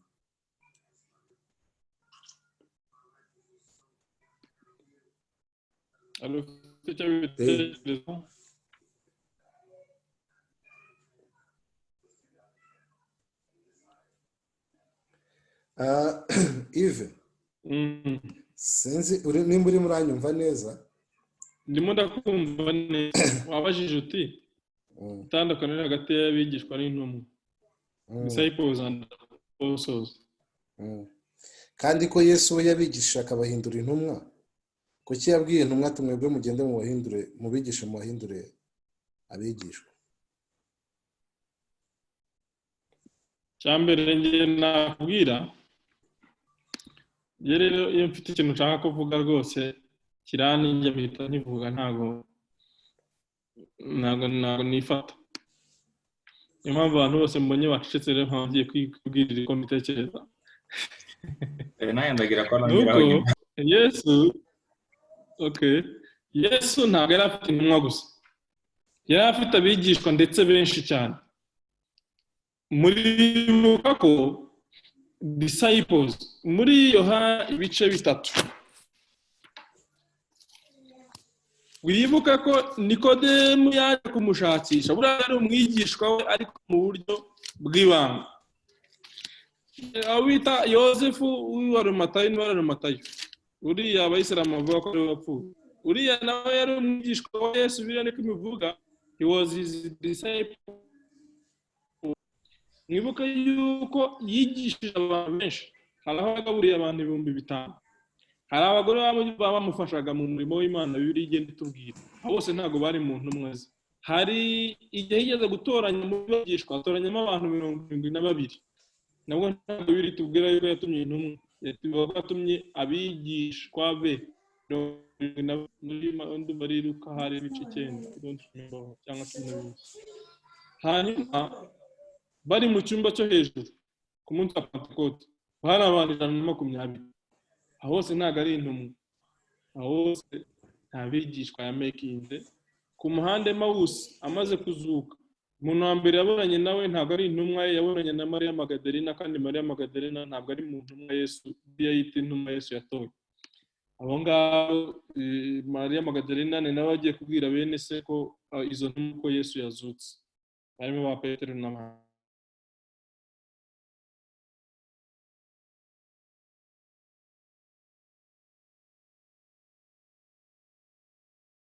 King nawe yagira icyo yongeraho, yari yasabye kugira icyo yongeraho. Ofite nanjye kuvuga ive abarimo bikomezaho gato. Yesu nibyo koko yari afite intumwa akagira n'abigishwa.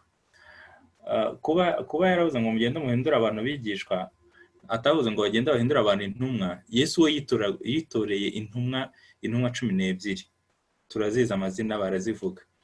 Ariko noneho uko yagendaga yigisha, hariho abantu bumvaga ibyo yigisha bakamuba hafi, bagakunda inyigisho ze, bakamuba hafi, bakagenda bakagenda noneho bakava muri cya cyiciro cy'abantu bamukurikira gusa nk'abari abantu yagiye haza, bari abantu bazaga bakurikiye imigati, noneho bakajya mu cyiciro cy'abigishwa. Niho muri Luka ibice 10 yafashemo yakeneye kugenda kwagura, ni nko kwavuga ngo ni ukujya kuvuna ahantu, wenda niko nabyita migenje n'iby'iki gihe. Afata abantu abigishwa, afata muri babandi bamukurikira, babandi babana nawe, afatamo abantu 70. Binerekana ko yari afite n'abigishwa benshi cyane.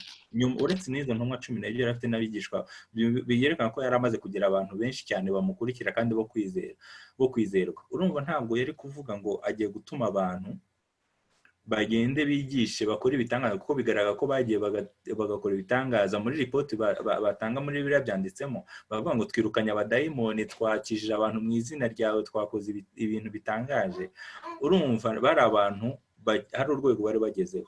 Rero aho ngaho bita bitwereka nyine ko nyine barabigishwa. Intumwa zo se kategorike we yatoranyije intumwa 12 gusa, naho abandi bo bari abigishwa. Ho icyo nongeraho nuko byatangira nyine Yesu niwe wabitangije ibyo ngibyo. Kandi ofete nyuma iyo dukomeza tubona ko ubundi kuba intumwa, kuba evangeliste, kuba iki byose ni ibintu, ni imirimo ihabwa, ntabwo ari ibintu ibyo ari byo bakora. Urumva icyo Yesu yavuze nuko tugenda tugahindura abantu abigishwa. Muri ba bigishwa niho hazavamo za ntumwa, niho hazavamo abigisha, niho hazavamo za pastorale 5 sinzibuka neza mu mutwe, n'indimi ziba ziducanga. Ariko icyari kigenderewe cyane Abefeso ibice 11, ariko icyari kigenderewe cyane cyari uguhindura abantu abigishwa. Niyo yari base yo kubahindura abakristo mu yandi magambo. Murakoze King. Nayo mugiye kumuha ikindi cyanditswe cyo muri nanone abigishwa Yesu ahura nabo, bariya bari ku muhanda, niba ari ujya Emawusi, niba ari hehe. Abo ngabo nabo bari abigishwa ba Yesu, ariko ntabwo tubabona muri ziriya ntumwa. Harimo uriya mugabo wa Mariya, ni Kiropa yitwa, ntabwo abo ngabo tubabona mu ntumwa za Yesu. Intumwa nabo Yesu yitoranyirije mu bigishwa we, abaha iyo nshingano yo kuba intumwa. Ari nabo banditse ibyanditswe byera dufite uyu munsi twifashisha nk'aho mu by'ukuri baba inspired n'Imana. So aho ngaho hari debate yuko no muri iki gihe agitoranya izindi ntumwa, ariko tudashatse kuyinjiramo twavuga muri makeya ko intumwa ari gift, ari impano. Hanyuma kuba umwigishwa we, umuntu wese wizera Yesu Kristo, iyo umubwirije akizera ukanamutraining, utamutraininze ntabwo muhinduye umwigishwa. A disciple is someone who works after a master, akabaho ubuzima nk'ubwo uwo yakurikiye yabagaho. So iyo wibwirije umuntu ukafata n'umwanya wo kumudisciplinga, umuhindura intumwa, ariko ntamuhindura umuhanuzi, ntiwamuhindura evangeliste, ntiwamuhindura za mpano zose twavugaga aho ngaho, ugira ubuntu, umuyobozi n'izindi gifts ni Yesu ubwe uzitanga. Rero bitandukaniye, zimwe ni impano, ni gift, hanyuma zihabwa bizera abigishwa abandi ho bakaba ari abantu bose bizera Yesu Kristo ko ntekereza ko n'intumwa nabo bari abigishwa. Thank you. Sinzi na Tofili yasubijwe cyangwa n'undi muntu ushaka kugira icyo avuga. Yanditse muri commentaire ngo none se abuzuye umwuka wera si intumwa ze zimwe zabanaga nawe ko muvuze ko bari abigishwa be. Abuzuye umwuka wera harimo na Mariya.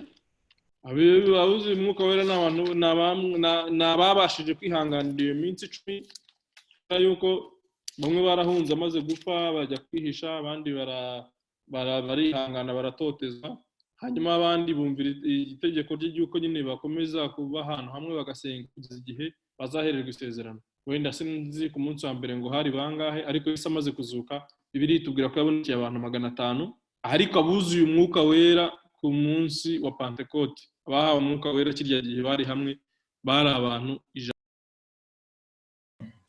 Ive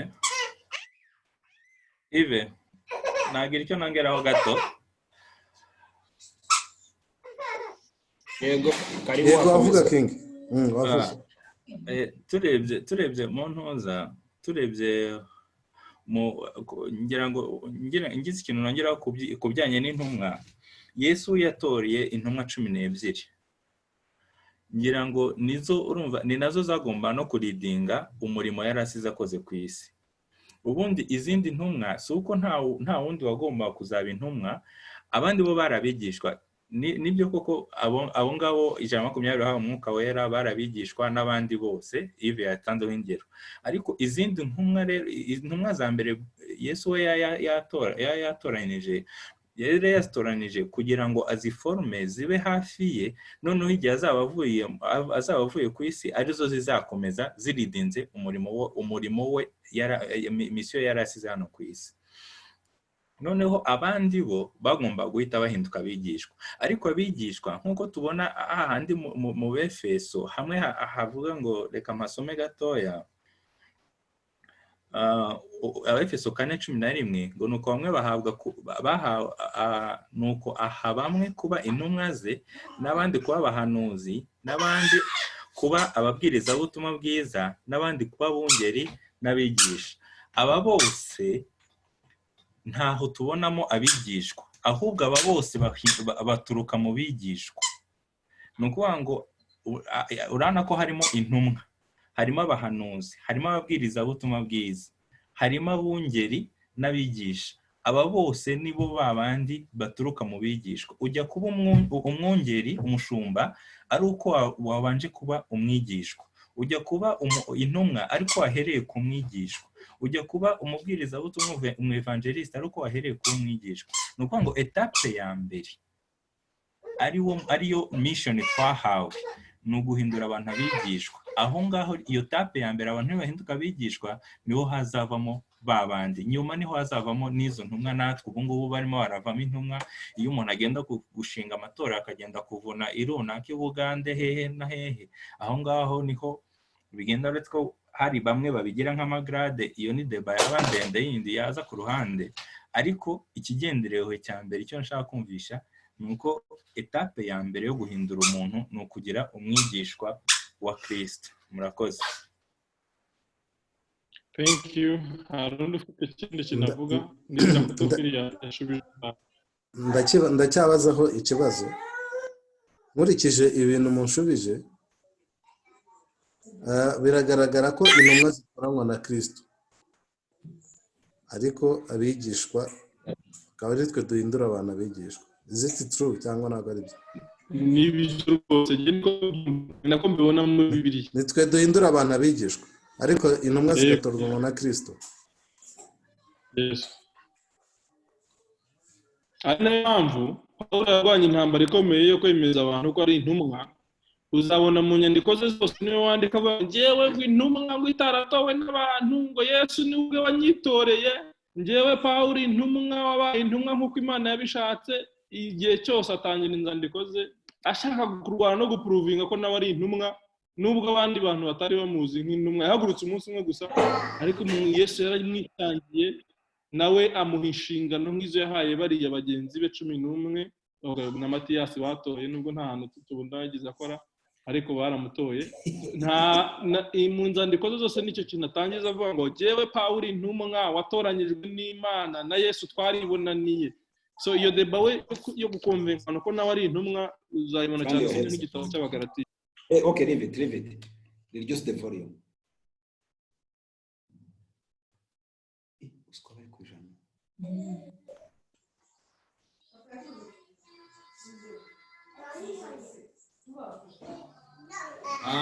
Ku kibazo Theophile abajije ndumva aricyo numva nanjye nshaka kongeraho cyangwa clarifying.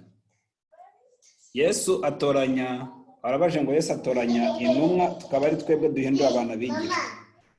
Dusubiye mu nshinga gutumwa cyangwa se mu nshinga gutoranya, dusubiye muri Great Commission. Iyo twemeye tukagenda, iyo dutumwa tukagenda, tujya gushaka abazimiye, tukabazanira Kristo, twe duhindura. Iyo tubazaniye Kristo bakiga, bakamenya, bagakurikiza gushaka kw'Imana, baza kugeza igihe gikwiriye cyo kugenda bakura bakazagera aho bagera ku rugero nabo rwo gutumwa ku bandi. Nibivuga rero ko utumwe akagenda akazana uwazimiye akamubona, uwazanye kuva ari munsi ya ashobora kutazakura. Ibyo nabyo byaba debate ndende, ariko kuri njye ndumva ari point ne dukwiye gutekerezaho for further discussion cyangwa se kuri knowledge yindi irambuye ibyo tugomba kumenya. Ben, hari ikintu ushaka kongeraho? Hari ikintu ushaka kuvugaho? Ntabwo yavuze ngo mugende mubazane mbahindura abigishwa. Yaravuze ngo mugende mubahindure abigishwa. Mubigishe kwitondera ibyo nabategetse n'ibindi. Mu kibazo nari nabajije navuze ngo ni irihe tandukaniro ry'intumwa n'abigisha? Mu bisobanuro no mu bamaye nuko intumwa zitoranywa na Kristo, ariko iyo zimaze gutumwa abo zitumweho bakemera zibahindura abigisha. Ariko Bibiliya ntabwo yerekana ko Yesu intumwa arizo yatoranyije gusa, kubera ko yisomye mu Baroma 8 duhereye nko ku murongo wa 27 aravuga ngo kuko irondora imitima izi ibyo umwuka atekereza, kuko umwuka asabira abera nk'uko Imana ishaka, kandi tuzi ko kubakunda Imana byose bifatanyiriza hamwe kubazanira ibyiza, ari bo bahamagawe nk'uko yabigambiriye. 29 kuko abo yamenye kera yarabatoranyije kera, kuko abo yamenye kera yabatoranyije kera gushushanywa n'ishusho y'umwana wayo, kugira ngo abe imfura muri bene se benshi.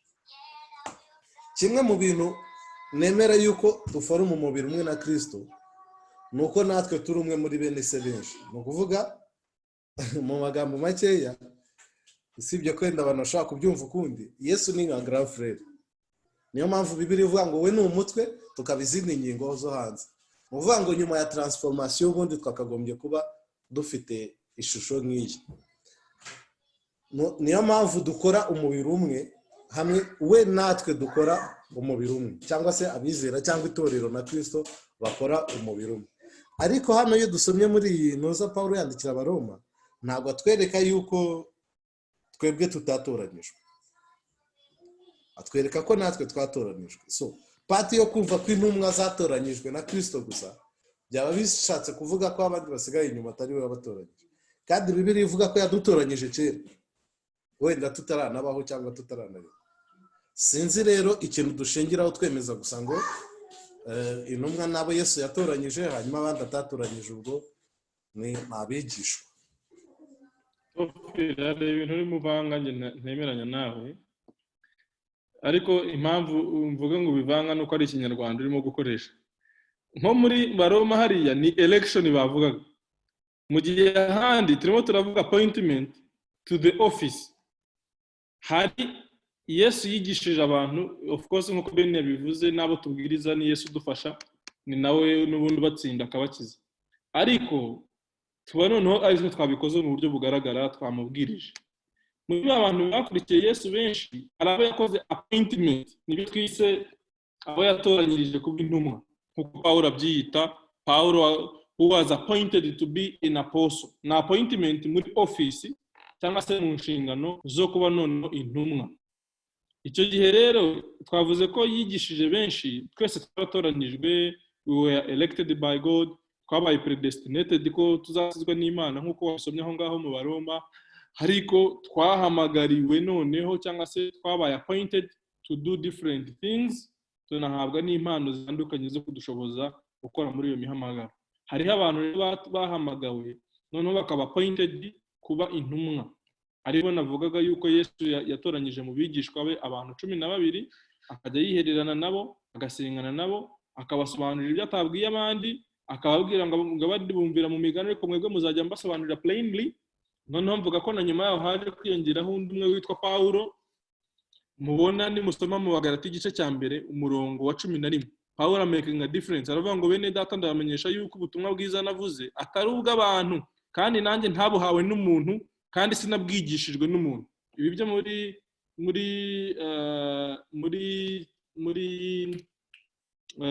Matayo 10:28 hariya twasomye umurongo wa 18 ya 20, Pawulo ntibyigeze bimubaho. Nta muntu ugeze ujya kumubwiriza ubutumwa bwiza ngo noneho namara kuza agakizwa igihe kizagere nka kwa kundi twabivuze. Yavuze ngo ko nanjye ntabuhawe n'umuntu kandi sinabwigishijwe n'umuntu, ahubwo ni Yesu Kristo wabumpishuriye. Na zimwe muri kriteriya bagenderagaho bafata zino nyandiko za Petero n'iza Pawulo n'iki byose, ni uko umuntu kujya muri intumwa yagombaga kuba yarabayeyo abigizwe na Yesu Kristo, experience. Kuko urabona ko hari ibyo Pawulo avuga utabona mu nyandiko za Petero. Ariko nkawe cyangwa nka King aramutse abaye intumwa uyu munsi, akagira ibintu azana by'inyongera tutabona mwahangaho, twabijugunya tukanabitwika. Kuko nubwo yaba afite iyo mpano yo gushinga amatorero, ntabwo iyo office yaba iri muri ubu buryo twavugaga ahangaha, ku buryo bimuhesha ubutware bwo kuba yakora yahimba nawe ibyindi byanditswe byera, akavuga yuko ari inspiration kandi tutari dusanzwe tubifite mu byanditswe byera. So ni muri iyo sanse nabivuzeho, impano zo zirahari kandi ni Yesu zitanga, twese twaratoranyijwe, ariko offices twahamagariwemo ziratandukanye. Nicyo ngicyo nagira ngo mvugeho ku byo nari navuze. Perezida, sinzi niyo byo mvuze bimaking a sense. Okay, nabyumvise, ariko urumva ko bitandukanye na point ya mbere. Point ya mbere yitwa ko ari ugutorana. So byari biri nkaho hari abantu batoranijwe abandi batatoranijwe. Ya ngira ngo nuko twabisobanuye nabi kubera Ikinyarwanda. Fine.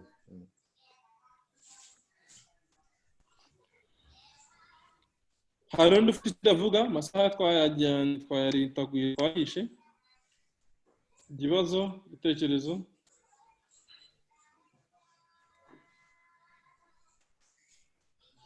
Utavuze ngo bivuga yuko aba yemeye cyangwa se aba yifashe. Ndumva nta kibazo kihari cyangwa se ijambo umuntu yumvaga tutagenda tutavuzeho. Ubundi ubwo twasenga tukavuga ko gahunda rejo, noneho ndatekereza muzagerageze mwubahiriza igihe twese saa 12 tuzabe dutangiye. Tuzareba noneho itorero kuri local level atari Universal Church. Sinzi nacyo Tofira ashaka kuvuga, ndabona yashyizeho nose. Yeah, it's okay. So dushimira Imana rero noneho tugasoza. Reka dusenge. Turagushima Mana yacu,